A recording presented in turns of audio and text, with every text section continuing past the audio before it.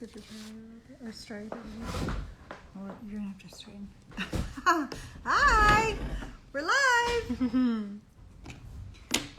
Hello. Wait, we're right. Okay. It said Salt to Word started a live video. It told us that in a notification. Hi guys, how are you? We're getting situated. Courtney Schultz is our guest today. Yes, we're so excited. She is lovely. I think you guys are going to really love her. We did a little test run. We always do a test run. And Robin said that she saw up to like 18 people watching. So hopefully all of you guys have come back. Yes. You're coming back to see our talk with Courtney. I think it's going to be good. She is very down to earth. She's got a great Instagram. She loves to make reels. She's really good at making reels. Look at that. It's a sign. Oh, Robin just made this. Like literally just made it. Can you see it? You probably can't see it. I don't know. Here. Let's see. Can you see that? Oh, there you go. Be still and know. We're trying out some acrylics. Yeah. I told Robin we could talk about it after the talk if we want. Yeah, I'll send you some stuff because I have some stuff in mind. Cindy Lou, who? Cindy Lou, who? She'll send you some stuff. So we are going to invite Courtney. She is waiting and she's ready, so we're going to invite her now.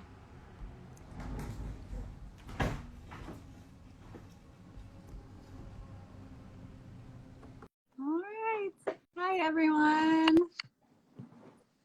Oh. It worked so much faster this time. That was a smooth transition. Smooth, baby. That's why we did that dress rehearsal. Yes. Very important little detail. I guess so. How are you guys? We're Good. How are you? Good. Are you still at your husband's office? Is he No, letting you rent I'm home space? now. Oh, you're home. Different piece of art. I like it. Thanks. I liked that piece of art that was in his. It caught my eye when you were sitting there. Yeah. I never noticed that before. Yeah. That's because I don't normally sit there. All right. I thought we would jump right into it. Let's do it. I feel like you are going to have a lot to say, so I'm What makes you waiting. think I'm that? anxiously awaiting. I hope you do.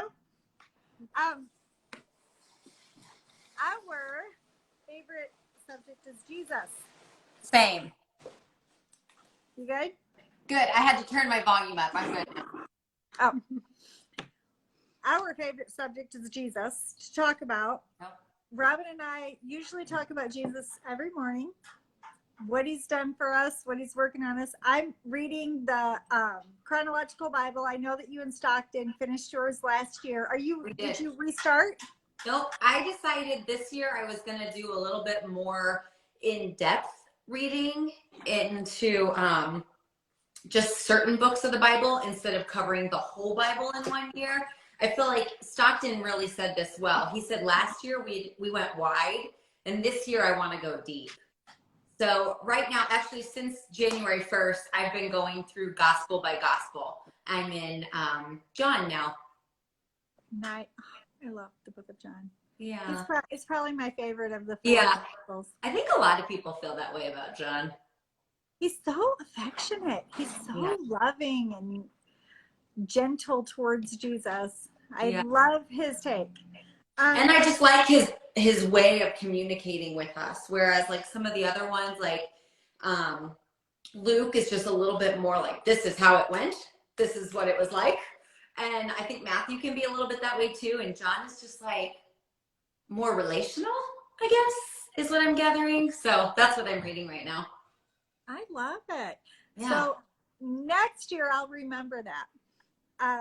We're going to talk about books too with you, but the first, it's always interesting to see the ways that influencers keep Christianity at the forefront. in their social media, because it's not always so well received. Religion isn't always so well received. And it seems like, speaking of going deep, the deeper you go, it seems like you kind of lose some. Absolutely. And I don't feel like you lose. I feel like you Oh, have a way of staying engaged. that's very sweet of you. I definitely lose because of being bold in faith and because of sharing the things I share. And I actually had in like July, August of this last year, this happens to me about every 6 months where I have like, I want to break up with Instagram and just like, I'm done with it. Yeah. I'm like, this is not worth it. I just want to get out of here. It's not good headspace for me. But I sit with that for a minute. In fact, a friend of mine recently gave me the phrase, which I love: when you are tired, learn to rest, not quit. And that was so valuable for me to hear, because old me was like, ugh, I don't like it anymore. I'm going to quit. New me is like, I need to take a month off of Instagram or I need to recalibrate some things. So when I came back from that month-long break last summer, I decided if I'm going to do this, if I'm going to be in this social media space, I'm going to be bold for Christ. And it's going to be a part of my bio. It was never a part of my bio before because, I didn't want to like scare anyone off. Right. By being ultra spiritual or something, I didn't want my faith to make people think I couldn't be their friend if that wasn't a priority to them. Right. And the trap that I was falling into, and I think it's a trap a lot of Christians fall into, where we want to be attractive to the world. So like, don't say Jesus too loudly. You might offend somebody. And when I came back, I was like, you know what? I'm done with that mentality. I'm going to be for him in all aspects, and people can take it or they can leave it. I went on then to do some influencer training and getting some really valuable mentorship in that space. And the person who was mentoring me was like, I want you to understand the risk of taking on faith as like your niche. And I was like, okay. She's like, you're going to lose brand sponsorships. You're going to lose followers. Brands in particular are going to look at you and the fact that you're faith-based, and they're not going to want to work with you because it's not going to be appealing enough. And I was like, well, that's a risk I'm willing to take. So no, I don't work with like the most brands. I don't have like the biggest bang up influencer career, but I set forth on this journey to be a Christian influencer, and that's what I'm doing. I'm not just saying this because you're here in front of me and we're having this conversation. I look to you for spirituality. I look to you for clothing. I look to you for, I like when you make healthy meals. The food that you have made, I really like that. So I don't know if I'm the right gauge because I am full on Christian. Right. And, I don't know if I'm the right gauge. However, I know what influencers I like. And Robin and I are no different than anybody else. We like influencers. There are modern times commercials, Right. Totally. These Instagram influencers are so unique. It's like a Super Bowl commercial nonstop. Yeah. And you can pick and choose. Right. And sometimes it's exhausting because you're like, what am I being a billboard for today? But it's this role we step into where like people trust our opinions on things. People trust because we've developed relationship with them in this space, right? Like you and I have only met a couple times, but we have this relationship, and it's mostly digital, though it's had a few like in-person instances. But this looking at faces, this hearing people's voices makes us feel like we're friends. Right. And so we trust these people more than we even trust commercials. And it's why the industry is exploding. Well, and I feel like social media, a lot of humanity is lost in it because you don't know these people personally. And So bringing that full circle and being able to have platforms like this where we can go live, it does bring it kind of where, social media can be a good thing. So many people are like, oh, it's so terrible, but I feel like you can put your faith in anything and, plant the seed, know. So I do love that about your account is I do get on there and sometimes I'm like, I want to get something inspirational. I'm so glad you feel that way.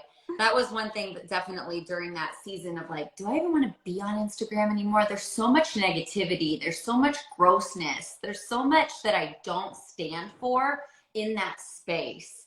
And I really felt like, so you can pull yourself out of it. That's fine. You can just quit, or you can bring something positive into the space. Right? And like the more of us who feel empowered to be speaking truth and life into this space that's otherwise kind of sometimes can be so negative with, nasty comments or pressures, peer pressures, online bullying, all these bad things about it. Like we could actually start to drown out that with our positivity. Yes, so I agree. I'm one person, but if, enough people have I that agree. mindset, I so much would rather get on my phone and scroll and just read like, positive affirmations over and over and over and over. I know. I'm with you. It seems something that occurred to me while we're talking about the online stuff. There's a level of credibility that I think influencers bring to the table. And it's such a vast space, and people can get drowned out so quickly and so easily that credibility is very important. Oh, yeah. And I see that with you too. I see an authentic credibility that I like. Thanks for saying that. Max is one, and he is running around in his walker behind me, usually napping at 2, but not today. Not today. Of course not today. He wants to be a part of Tuesday Talks. Yes. So if you hear something rolling, it's okay. It's the baby rolling, and I keep looking at him to make sure that he's in the room with us still. Not doing anything unsafe? Yeah. You do what you gotta do. Well, we've made the building pretty, just one big open room, but he's still. But 1-year-olds will find a way. They will find a way. They do. They do. Yeah. So if all of you watching don't know, Courtney has a big family, and I love your family.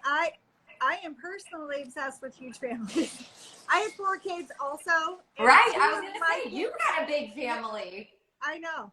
We have 10 grands now. We have 2 have 4 each, and then 1 has 2. That's so awesome. Oh, I love it. I absolutely love it. One of the main areas of social media that I like to follow are families that are close together. And I feel like my children all love to follow big families. Like if you go through our feeds, we're all really connected to people with really large families.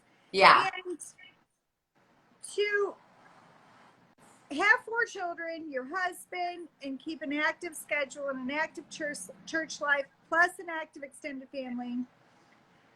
You recently went on a women's retreat, and one of the topics was true rest. That was the whole weekend. Of busyness being in the presence of Christ. Right. And how do you personally, I want you to talk to us a little bit about how you personally do that, because you fit that role perfectly with a big family and an active extended family and an active relationship with your husband. How do you fit in rest? Well, that quote that I gave you guys at the beginning of this, learn to rest, not quit, was one of the takeaways from that retreat as well, which just was really so powerful for me to hear. Rest for me looks like it's something I'm working on, by the way. It's not something that I think I'm like a master at. but I'm learning. I'm an Enneagram 3, and we don't naturally rest really well. We naturally are like very go, go, go, very highly powered. And I go from one activity to the next. And if I'm not, then I add one. And so that's my natural pace. And God's really been teaching me in the last year to walk in the cadence of Christ. And that's kind of a mantra that I will repeat over myself sometimes when I'm like finding I'm getting a little hyper or getting a little overwhelmed. What's the cadence of Christ?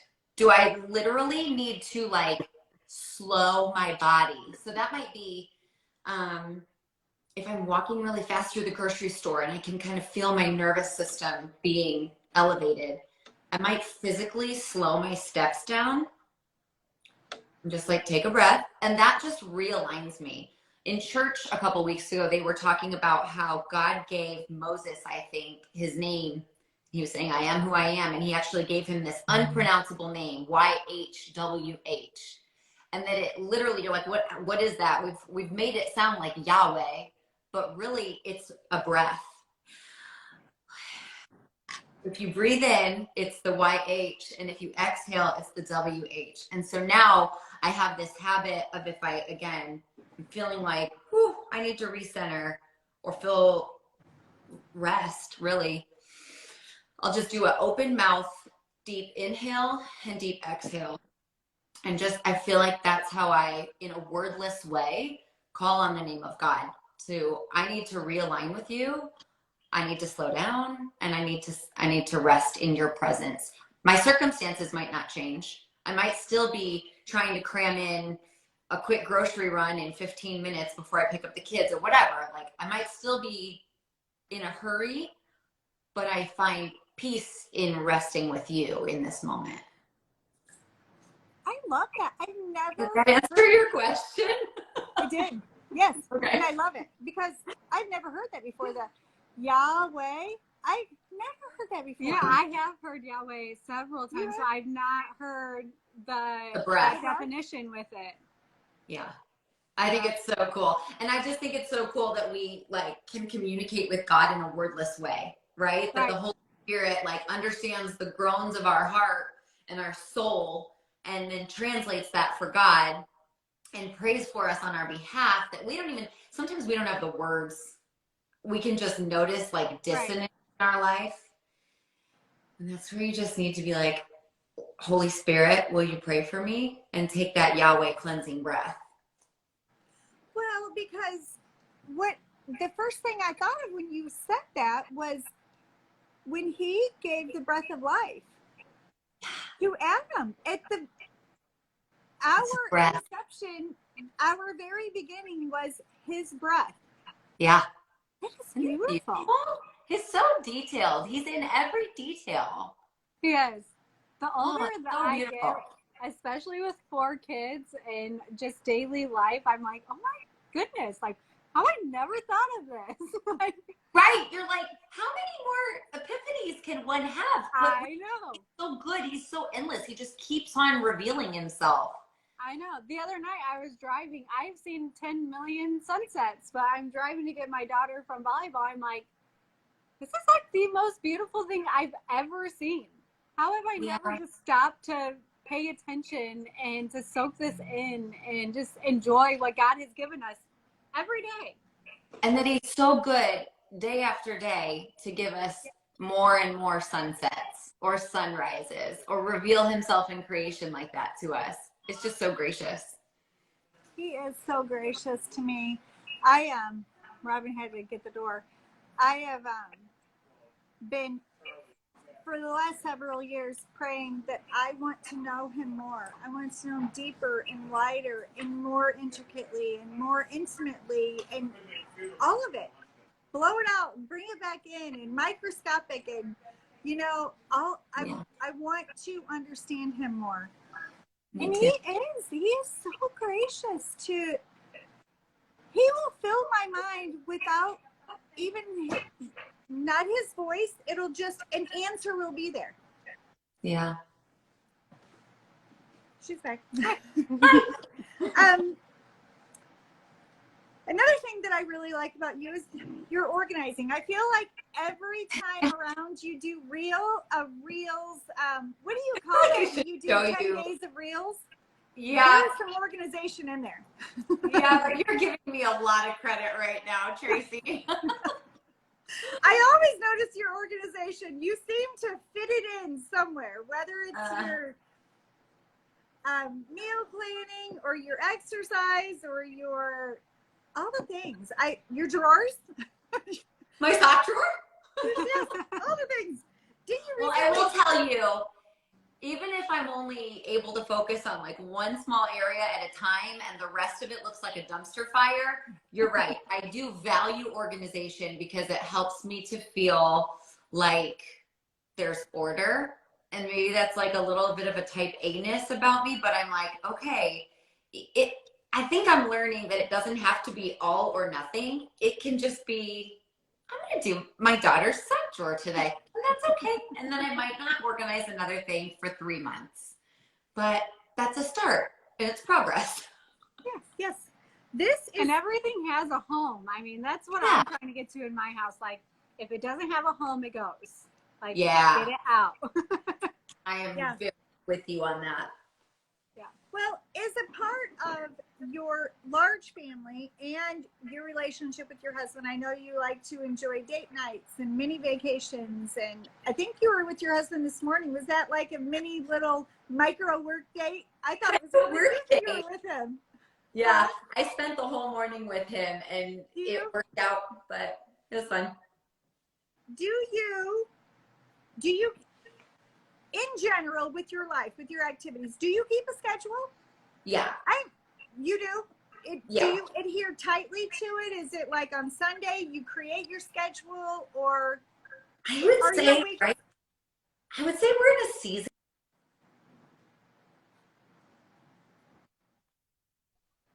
All good? Yep. I had a notification. I think our schedule is pretty consistent on a week-to-week basis, so it doesn't take a lot of thinking about. I do have a chalkboard in like my kids' study, and it just has the days of the week on it, and so big picture things that they need to know about go on the chalkboard, like, you know, Tuesday night the girls have ballet, Wednesday or Sunday the boys have lacrosse, like whatever. I put those activities up there.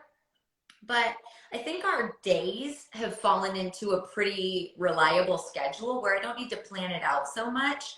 But whenever I'm trying to incorporate a new habit, it gets written into the schedule because otherwise I'll forget about it or I'll like just not prioritize it. So for instance, I recently got a Peloton and I wanted to like make riding the Peloton a priority. So I had to literally look at my calendar and go, what days of the week can I realistically expect to ride the Peloton?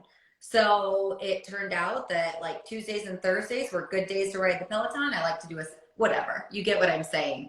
I printed out a little 7-day calendar with what days, and I stuck it on my corkboard. And once that became ingrained and natural, I could get rid of it. But to start new habits, I got to see it. Yeah. I like that. I've never heard that before. I do feel like there's some truth in that just because I am terrible at writing things down. But when I do and I can visually see it, I feel like I do stick to it way better. Totally. Because it's really easy I don't know a lot about like neuroscience, but I do know that anytime you're trying to create a new habit, you're literally creating a new pathway in your brain. And it goes against whatever pathway was your normal, natural thing. Let's say hypothetically, you're trying to give up coffee and instead you want to drink cold lemon water in the morning. Well, your body when you wake up is naturally going to like put your slippers on, walk out to the kitchen, reach for a mug, right?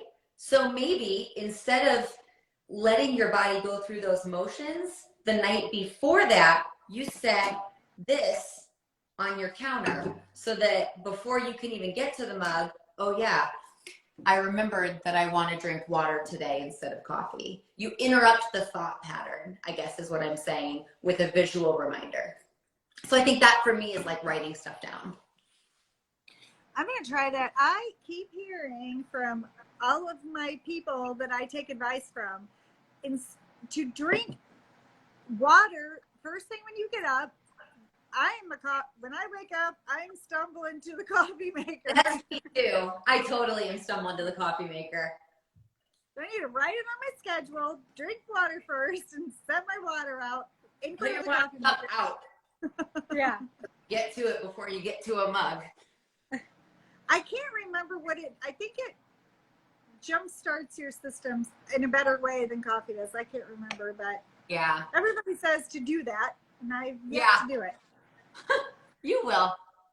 Okay. Once you write it down, you will. Once you write it down. That's what I need. What you said you have for your kids is like just 1 week. Because I think I have a month one and it's too overwhelming for me. I don't ever want to fill out the full month. So if I had just a 1 week one where it's like, okay, we have this going on, this going on, this going on, then I don't feel like it would be so overwhelming. Yeah. I might even meal plan. You guys, you can love make meal signs. plan. I know a mother-daughter team that makes signs. I know. Wait, I need an acrylic one. I know we're threatening starting the acrylic signs because those are the hot trendy new items. Yeah, I personally love them. Yeah. Cool. I am so interested.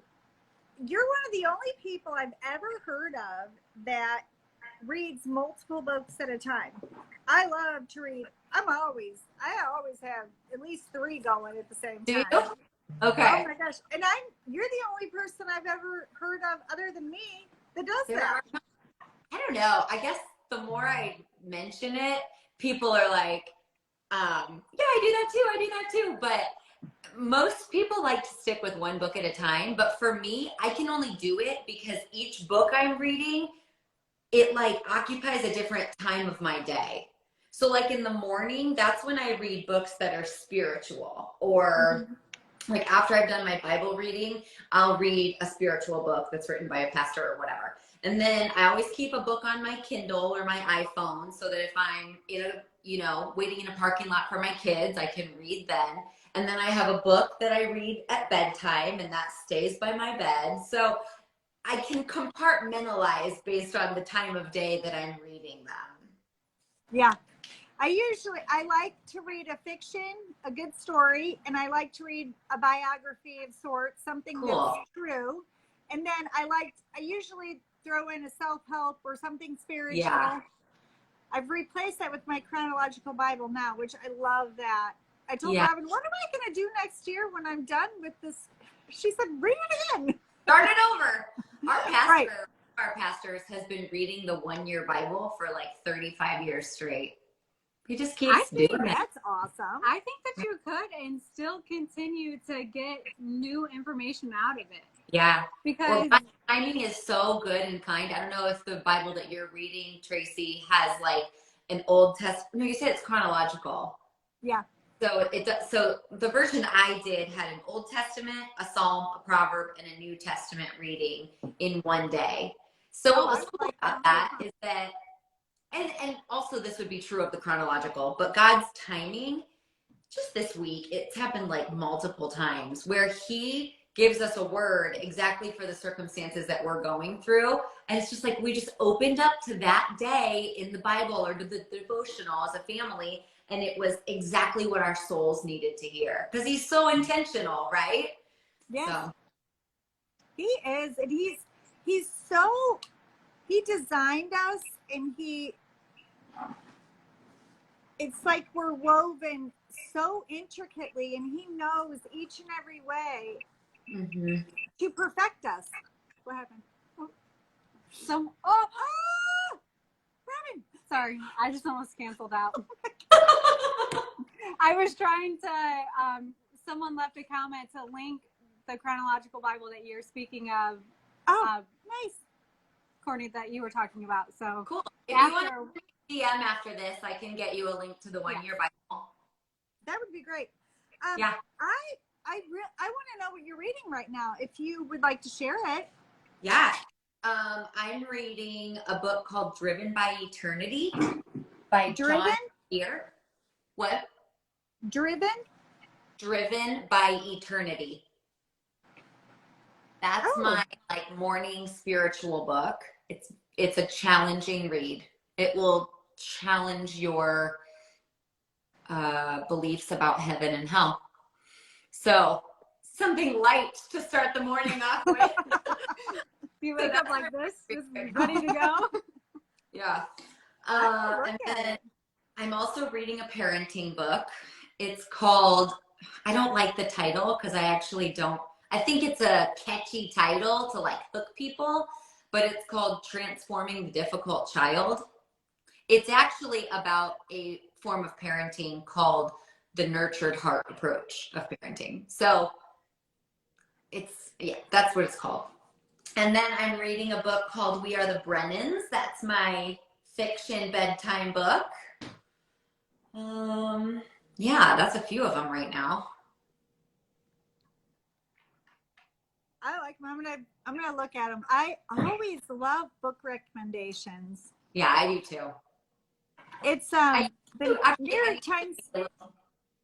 What? I need to be more consistent about it, but I used to on my blog have a section called Book Club, and I remember when you were doing that.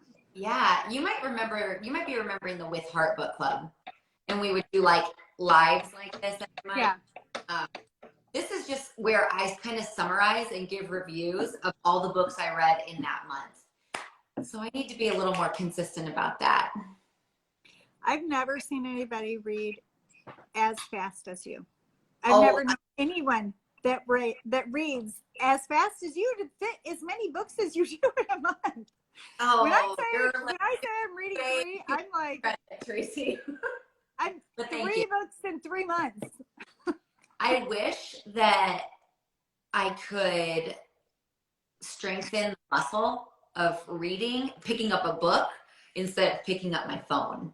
That's something that I would like to work on, is that instead of sitting there, it's so easy to scroll for 30 minutes, isn't it? It is. Oh, yes. That is one thing that I struggle with the most as being a mom, is when, like, especially on school nights, is to being intentional and not being on my phone while I have, from 4 o'clock to 9 o'clock, not being on my phone, and it's a struggle. It is a struggle.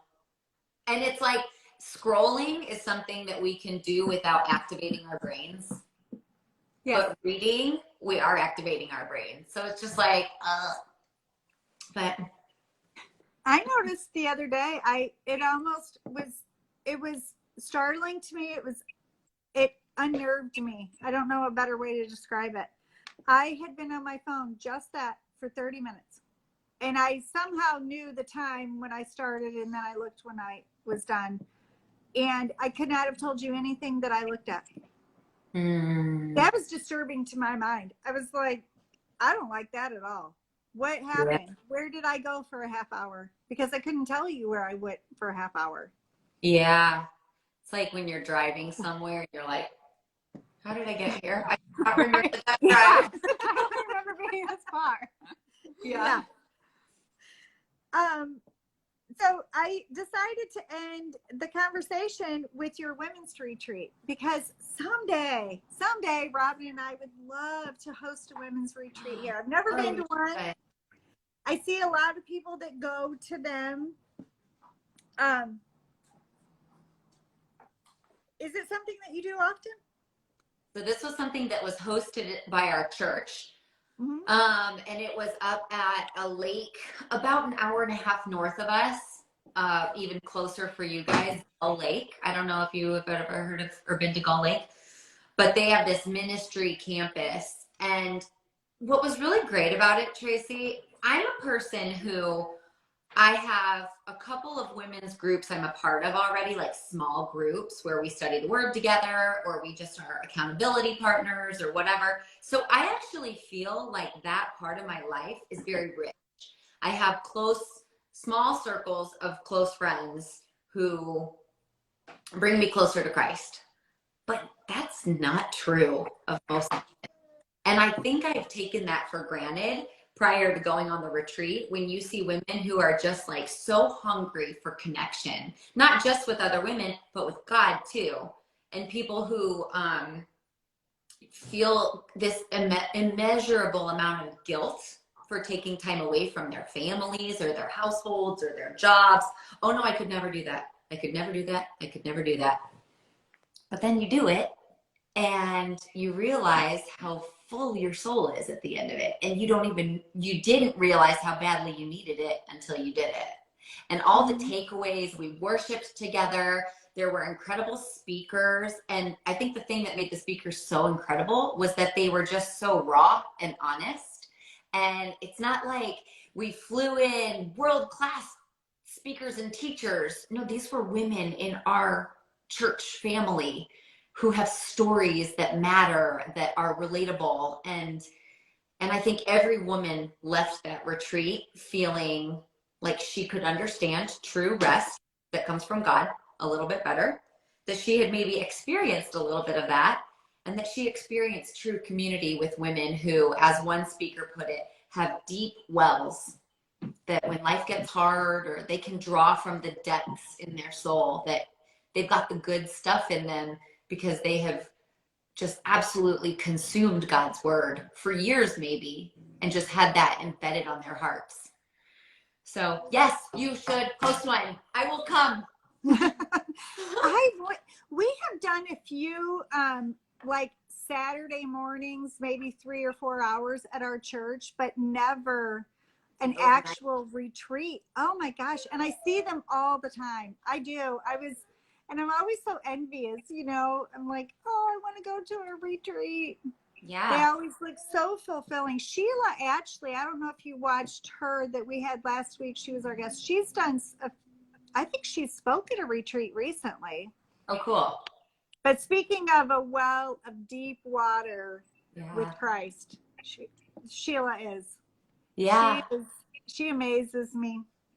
And we of just course, need to we start the talk and we keep getting company and people are coming to the door.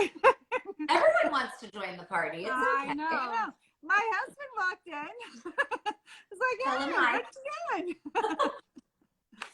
It has been so fun, Courtney. I know it was going to be a great talk. Fast. I know it did go fast. I hope to have you back. I would love that. And when we do our women's retreats, we will hopefully by April be open here so we can start planning one. Yeah, your shop looks amazing. Your sign looks so good. Thank you. It's coming into fruition of all of our hopes and dreams for the past 3 years. So it's a little bittersweet. That's amazing. We're pretty excited. He's supposed to put the lights on the building last night. He's got the boxes on the lights, but he didn't get them put up. I was so pumped to see the lights up today. And darn. But soon. Yes. Soon. Very soon. God has taught us humility and waiting on him. And things don't happen overnight. I feel like he's caused us to appreciate it a whole lot more. Oh yeah, that delay. I laugh about this all the time. We bought this building 3 years ago, and it was in October, and we were like, we're gonna have a Christmas party.